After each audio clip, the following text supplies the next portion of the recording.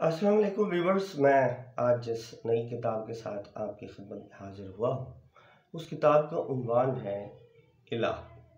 ये किताब 2020 में कुरैशी इंटरनेशनल लिटरेरी ट्रस्ट से 2020 में शाया हुई है और इसके खालिक हैं खालिद रऊफ़ साहब। खालिद रऊफ़ साहब का पूरा नाम खालिद रऊफ़ कुरैशी है और इनका बुनियादी तौर पर ताल्लुक़ है वो पेशावर की सरज़मीन के साथ है। पेशावर से ही इन्होंने इब्तदाई तालीम हासिल की और फिर वहीं जो प्रेजेंटेशन कॉन्वेंट स्कूल था, फिर सेंट मेरीज़ स्कूल से फिर एडवर्ड कॉलेज में पढ़ते रहे और पेशावर यूनिवर्सिटी से इन्होंने बैचलर डिग्री की तालीम हासिल की और सिविल इंजीनियरिंग करने के बाद मुख्तलिफ़ प्रोजेक्ट्स में अपने आप को इन्वॉल्व कर लिया। फिर जो ये मोटरवे का सेक्शन है लाहौर से इस्लामाबाद, कुछ अर्सा तरबेला के प्रोजेक्ट पर भी इन्होंने काम किया और फिर पेशावर में एग्रीकल्चर यूनिवर्सिटी का जो कैंपस है उसमें भी बतौर निगरान इंजीनियर के काम किया। दुनिया के मुख्तलिफ़ ममालिक में सिविल इंजीनियरिंग से मुतल्लिक़ा प्रोजेक्ट्स और इंफॉर्मेशन टेक्नोलॉजी के हवाले से ये फ़राइज़ सर अंजाम देते रहे हैं। आजकल ये कनाडा में मुक़ीम हैं और वहाँ पर जो सिविल इंजीनियरिंग के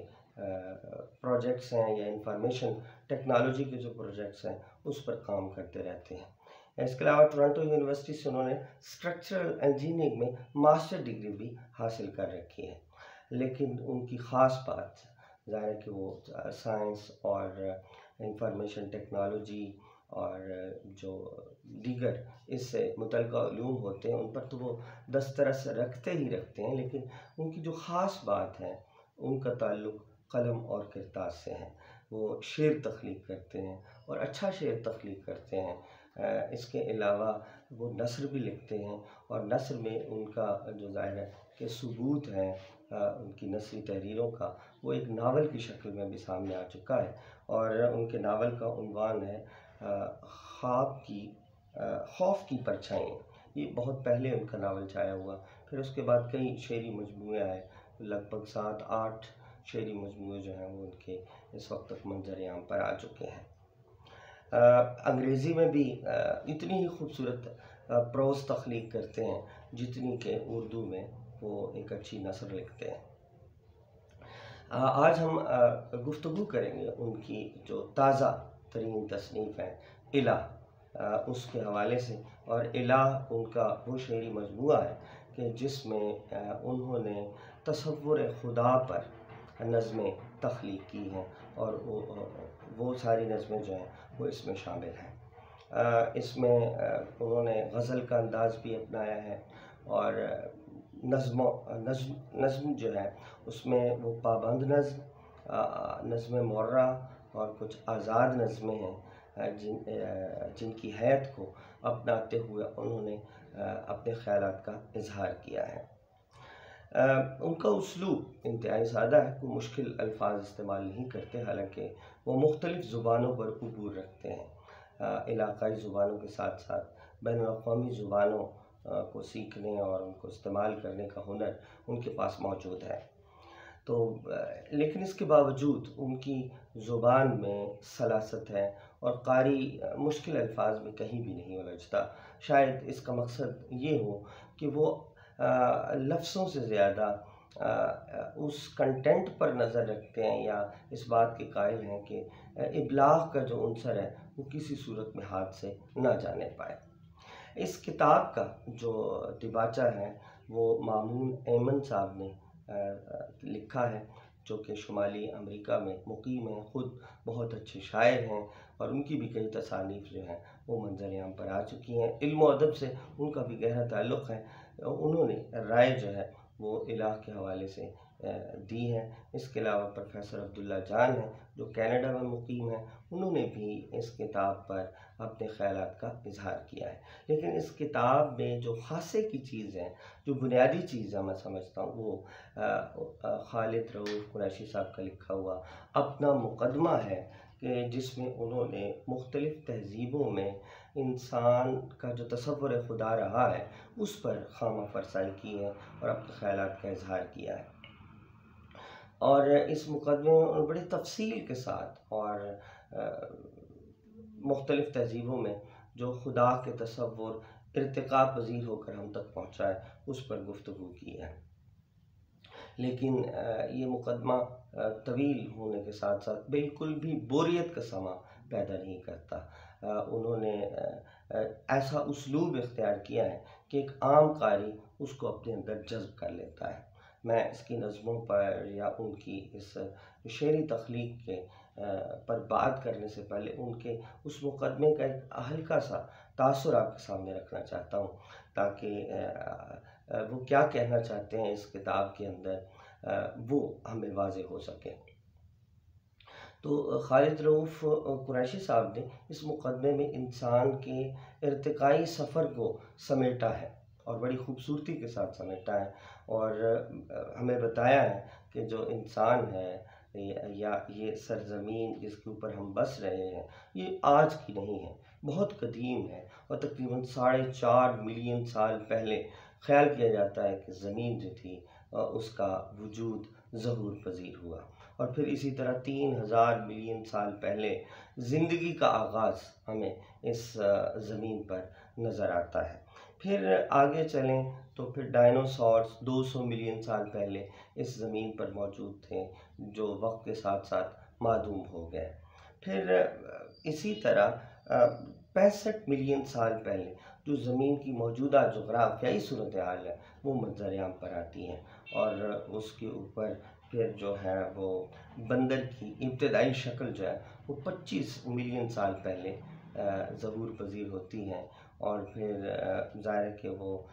एवोल्यूशन के प्रोसेस से गुज़रता है और वो बंदर बनमानस की शक्ल इख्तियार करता है जो लगभग 11 मिलियन साल पहले की बात है। और यहीं से अगर देखा जाए तो फिर इंसान जो है या होमो इरेक्टस जिसे हम कहते हैं वो तकरीबन 3 मिलियन साल पहले ज़हूर पज़ीर हुआ और फिर ये अमल जो है वो आगे की तरफ बढ़ता चला गया। इसी तरह इस एवोल्यूशन के अमल में तकरीबन 6 लाख साल कबल जो ज़मीन थी वो मुंजमद शक्ल में मौजूद थी और फिर उसके अंदर एक बर्फ़ानी दौर आया और फिर 50,000 साल तक वो बर्फ़ जो थी वो फिर पिघलती रही और फिर ज़िंदगी के आसार बने और फिर एक तरफ एक बर्फ़ानी दौर 4 लाख साल कबल आता है और फिर ये सिलसिला जो है वो बनता है और इंसान इसके ऊपर आ जाता है और फिर वो सोच और उसका सेरिब्रम इवॉल्व होता है और सोच और फ़िक्र के दायरों में वो ख़ुद को मुक़य्यद करता है और ख़ुद अपने बारे में, इस कायनात के बारे में और इस कायनात के खालिक के बारे में वो सोचना शुरू कर देता है। तो मुख्तलिफ़ तसव्वुरात जो हैं वो उसके ज़हन में उभरते हैं। अब जैसे जैसे मुख्तलिफ़ इलाक़ों के अंदर इंसान फैला और वहाँ पर तहज़ीबें इर्तिक़ा पज़ीर हुईं और क़दीम तरीन तहज़ीबों में अगर हमें देखा जाए तो हमें इराक़ की जो तहज़ीब है जिसे हम मेसोपोटामिया या सुमेरियन तहज़ीब भी कहते हैं। सुमेरियन तहज़ीब के अंदर हमें मुख्तलिफ़ खुदाई के नतीजे में जो तख्तियाँ मिली हैं उसको पढ़ने से हमें उनके तसव्वुर खुदा का पता चलता है और कई तरह की मिथ्स जो हैं वो हमारे सामने आती हैं और इस हवाले से उन्होंने अपने मुकदमे में एक बाकायदा मिथ का ख्याल भी पेश भी की है कि उस मिथ में एक करीबी सयारा जो ज़मीन का है वहाँ के रहने वाले जो हैं वो उनके सयारे पर इंतशार फैल जाता है या मुश्किल सूरत हाल का शिकार होते हैं और उस इंतशार से ख़ुद को बचाने के लिए वो ज़मीन पर उतर आते हैं। उन्हें अपने सयारे के लिए सोना दरकार है और ज़मीन पर सोने के असरात मौजूद हैं तो वो तलाश करते हुए यहाँ तक पहुँचते हैं और यहाँ पर जो मौजूद इंसान है उनको उसकी खुदाई पे लगा देते हैं और 4000 साल तक ये सिलसिला जारी रहता है और इंसान ग़ुलामों की तरह उस खलाई मखलूक का या वो जो आसमानों से उतरी हुई मखलूक है उसकी खिदमत करते हैं। बिलाखिर जो उनका सयारा है वो ज़मीन के करीब तरीन जो मदार है उससे गुज़रता है तो ज़मीन पर समंदर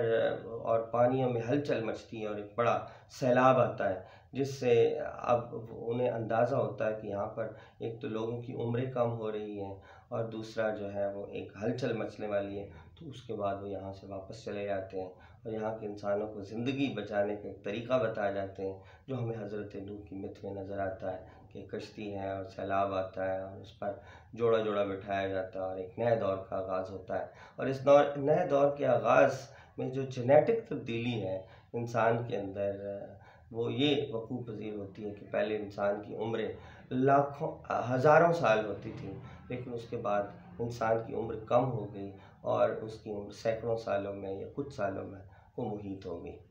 तो एक एक तब्दीली, फिर उसके बाद उसका एक फ़ितरत के साथ ताल्लुक़ और ग़ुलामी का दौर, ये सारी चीज़ें जो हैं वो हमें तारीख़ में नज़र आती हैं। तो फिर इसी तरह इस्लामिक पॉइंट ऑफ व्यू से भी उन्होंने इस मुक़दमे में अंदर अपना ख़्याल का इज़हार किया है कि जो इंसान मुख्तलिफ़ तहज़ीबों में बटा और फिर वहाँ से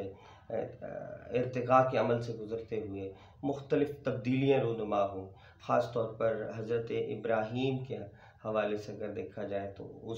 उस दौर में एक नई फ़िक्री तब्दीली खुदा के हवाले से पैदा हो चुकी थी और हज़रत इब्राहीम का ज़माना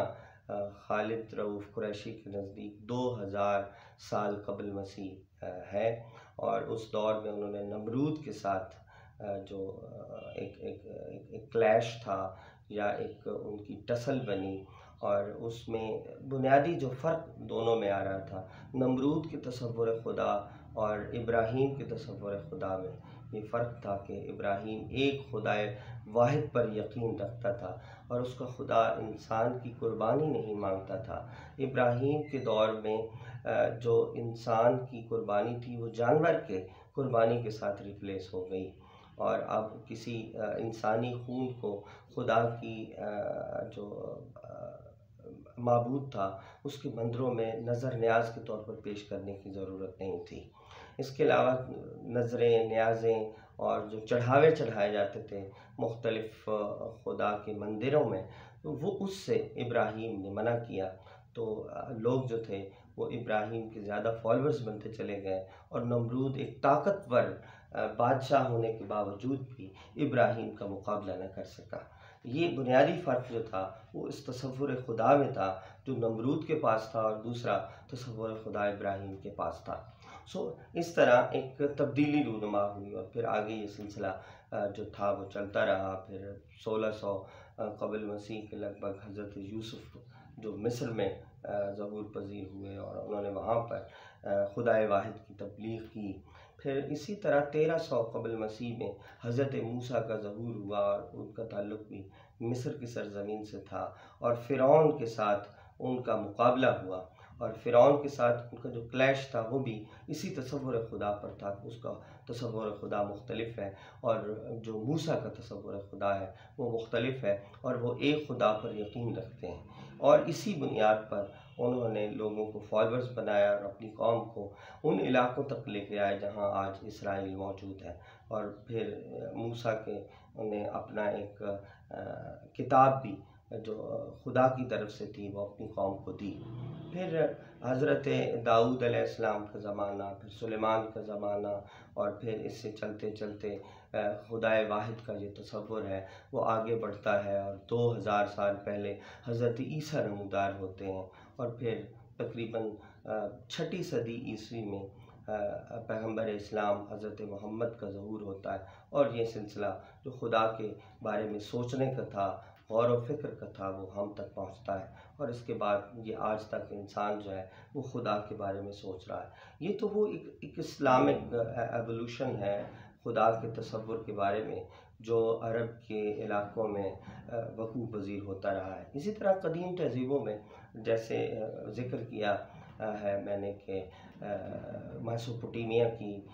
सिविलाइजेशन थी या सुमेरियन सिविलाइजेशन थी या इजिप्शियन की जो सिविलाइजेशंस थी उसमें मुख्तलिफ़ अवकात में मुख्तलिफ़ खुदाओं को पूजा जाता रहा, और एग्रेरियन सोसाइटी के अंदर खुदा का जो तसव्वुर था वो थोड़ा मुख्तलिफ था। और उसी बुनियाद पर फिर आगे रियासतें बनी और उन रियासतों के पेशवा होते थे और फिर मुख्तलिफ मोहब्बत उसमें तख्लीक किए जाते थे और फिर उन खुदाओं की पूजा की जाती थी। तो एक खुदा को समझने का और उसको जानने का ये जो अमल है वो तहज़ीबों में रहा है। हमारे यहाँ अगर हिंदुस्तान की तहज़ीब का मुताला किया जाए तो हिंदुस्तान की तहज़ीब में हमें जो तसव्वुर खुदा है, जिसको हम ब्रह्मा कहते हैं, वो भी क़ब्ल अज़ मसीह से मौजूद है और लगभग 1500 क़ब्ल मसीह से इसका सिलसिला शुरू हुआ है। और जो पहली किताब हमारे यहाँ इस ज़िमन में ज़हूर पज़ीर हुई वो ऋग्वेद है, और ऋग्वेद का ज़माना तकरीबन 1000 क़ब्ल अज़ मसीह बताया जाता है। फिर यजुर्वेद है, सामवेद है, फिर उसके अलावा उपनिषद लिखे गए, पुराण लिखे गए, शास्त्र लिखे गए, महाभारत आई और रामायण की तख्लीक हुई, और उसके बाद फिर गौतम बुद्ध का जो सिलसिला है बुद्धिज़्म का वो ज़हूर पज़ीर हुआ, और बुद्ध ने इंसानी ज़िंदगी में एतदाल पैदा करने की तरफ तवज्जो दिलाई और फिर दुनिया को दुख से मंसूब किया, और एतदाल की मदद से हम इसमें शांति या अमन या सुकून हासिल कर सकते हैं। फिर महावीर का जैन मत भी इस ज़मीन में बड़ी अहम है, क्योंकि 24वें गुरु के तौर पर महावीर रूनुमा हुए और निर्वाण का जो तसव्वुर है वो हमें दिया, और कर्म का तसव्वुर कि हाँ इंसान मरता नहीं है बल्कि उसके नेक या बद आमाल जो हैं उसे एक नई ज़िंदगी अता करते हैं। हम अपनी पाकीज़गी से, नेकियों से, अच्छाइयों से, इल्म के हुसूल से निर्वाण हासिल कर सकते हैं, और निर्वाण बुनियादी तौर पर एक शांति, अमन और सुकून की एक कैफियत है जो हमें स्वर्ग में ले जाती है, बसूरत दीगर हम नरक में रहते हैं। इस तरह के बहुत सारे तसव्वुरात हमारी इस तहज़ीब में मौजूद हैं जो आगे चलकर मुख्तलिफ़ मज़ाहिब में रूनुमा होते रहे, और तकरीबन 15वीं सदी ईस्वी में 1469 की बात है कि सिखिज़म का भी खुदा का तसव्वुर हमें नज़र आता है, जो हिंदुइज़म और इस्लाम का ब्लेंड है, और जो उन्होंने तसव्वुर खुदा दिया है मसलन सिखों ने, तो सिखों का जो तसव्वुर वो बिल्कुल वही है जो हमारे यहाँ सूरह अखलास में मौजूद है कि कुल हुवल्लाहु अहद अल्लाहु समद लम जलिद वलम जूलद वलम यकुल लहू कुफुवन अहद को अगर हम सादा, आसान और आसान फहम लफ्ज़ों में बयान करें तो वो सारा तसव्वुर हमें नज़र आता है सिखिज़म के अंदर। बात तफसील में चली जाएगी और बहुत सारी चीज़ें जो हैं वो इस मुकदमे में के अंदर मौजूद हैं जो उन्होंने डिस्कस की हैं। फिर एक पूरा सिलसिला जो है वो हमें यूनानी फ़लसफ़े से निकलता हुआ नज़र आता है, जहाँ तसव्वुर खुदा पर अफ़लातून ने भी बात की है, अरस्तू ने भी बात की है, और फ़लसफ़े के इस सिलसिले को अगर आगे बढ़ाते चले हैं तो हमें हेगल के यहाँ, मार्क्स के यहाँ और फिर मुख्तलिफ़ फ़लसफ़ियों के यहाँ एक खुदा का तसव्वुर जो है वो अपने अपने अंदाज में नज़र आता है। फिर जो इसी ज़िमन में एक ख़याली रियासत का तसव्वुर है कि खूबसूरत और पुरान माशरे का ख्वाब जो है वो भी हमें इंसानों के यहाँ नज़र आता है, और इस ज़िमन में हम अफ़लातून की जो किताब है रिपब्लिका, और फिर 16वीं सेंचुरी में विलियम म्योर ने यूटोपिया का जो तसव्वुर दिया उस पर, और उसी को बुनियाद बनाते हुए आगे हम मार्क्स के तसव्वुर रियासत और एंगल्स के तसव्वुर रियासत और जो है कम्युनिस्ट मैनिफेस्टो, और फिर इनकलाब फ्रांस, और फिर इनकलाब रूस और चाइना का इनकलाब, और एक ऐसी कम्युनिस्ट ख़याली रियासत जिसमें सब चीज़ें लोगों के पास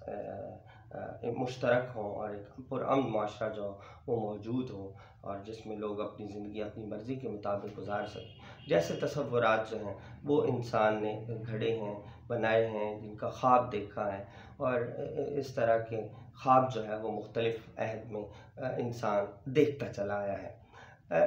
और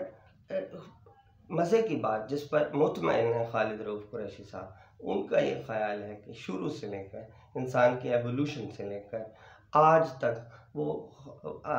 इंसान जो है वो अपनी ज़ात, अपने फ़ितरत या अपने माहौल और अपने उस माहौल के तख्लीक करने वाले खालिक के बारे में गौर व फ़िक्र करता रहा है,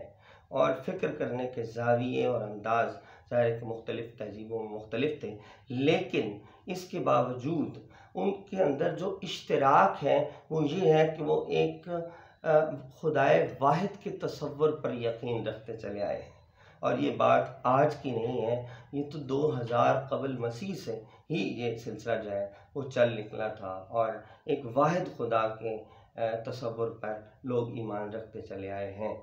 और इसमें मुख्तलिफ़ तहज़ीबों के हवाले भी हैं। इसके अंदर ज़ाहिर चाइना है, इसमें जहाँ कन्फ्यूशनिज़म का और फिर ताओमत का मज़हब है, और फिर जहाँ बुद्धिज़्म जब फैलता है तो वो उस खुदा को मानना शुरू कर देते हैं, और जापान तक जब सिलसिला मिलता है तो वो अपने शंटुइज़म को ख़त्म करके बुद्धिज़्म को अपनाने की कोशिश में नज़र आते हैं, जो आज भी जिसके असरात वहाँ पर मौजूद हैं। तो खुदा की इस तसव्वुर पर उन्होंने जो मुख्तलिफ़ तहज़ीबों में मुख्तलिफ़ औक़ात में वक़ू पज़ीर होता रहा है या ज़हूर पज़ीर होता रहा है, उस पर उन्होंने मुख्तलिफ़ नज़में तख़लीक़ की हैं और इन नज़मों में उन्होंने तसव्वुर खुदा को अपने अपने अंदाज़ में उजागर करने की कोशिश की है। इस मजमूए में से मैं कुछ चंद चीज़ें जो हैं उन्होंने लिखी हैं, उससे लुत्फ़अंदोज़ होने के लिए आपको अंदाज़ा लगा सकते हैं कि कैसे उन्होंने इसको लिखा है। मसलन अंधेरा उजाला उनकी एक नज़्म है, तो उसमें से कुछ चीज़ें मैं पढ़ देता हूँ। मैं अंधेरा हूँ तू उजाला है, मैं हूँ पाताल इस ज़माने का, तू है हर सू खलाओं से ऊपर। जब भी उठता हूँ मैं तेरी जानिब रोशनी के हुसूल की खातिर, मेरी हस्ती का बोझ खुद ही मुझे अपनी पस्ती में खींच लेता है। मैं अंधेरे में हूँ उजाले का, मैं फ़कत ख्वाब देख सकता हूँ, मैं तुझे सोच भी नहीं सकता। नए तसव्वुर ही तेरी किरणों का अक्ल नाक़िस से बांध सकता हूँ। मेरे पाताल के अंधेरे में तू खुदाया कभी न उतरेगा, और मैं अनजान रोशनी से तेरी जुल्मतों में भटकता जाऊँगा। ये पोप ग्रेगरी ने 600 ईस्वी में खुदा का तसव्वुर उजाले से और इंसान की हकीकत अंधेरे से तशबीह देकर इस ख्याल का इजहार किया था कि खालिक की हस्ती को समझना इंसानी अक्ल के लिए मुमकिन नहीं है। तो उस हवाले से ये नज़्म अंधेरा और उजाला उनकी इस जगह पर मौजूद है। इसी तरह और बहुत सारी नज़में जो तसव्वुर खुदा के हवाले से हैं, कुछ तवील हैं, कुछ बहुत मुख्तसर सी हैं और कुछ मुख्तसर तवील हैं जो इन्होंने इस मजमूए में शामिल की हैं। और इसमें गज़ल का हैत या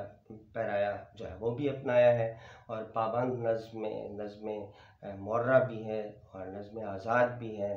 और पाबंद नज़्म की हैत में भी इन्होंने लिखा है। तो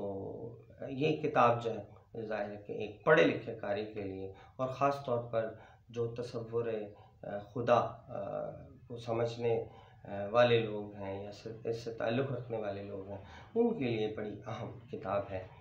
मेरा ख़्याल है कि इतनी गुफ्तगू से हम इस किताब की उस बुनियादी थीम को समझने में कामयाब हो गए होंगे कि जिस हवाले से खालिद रऊफ़ कुरैशी साहब ने अपनी नज़में तख़लीक़ करने की कोशिश की है। सो आज के लिए इतना ही। अगली वीडियो में हम किसी नई किताब के साथ आपके साथ हाज़िर होंगे। बहुत शुक्रिया।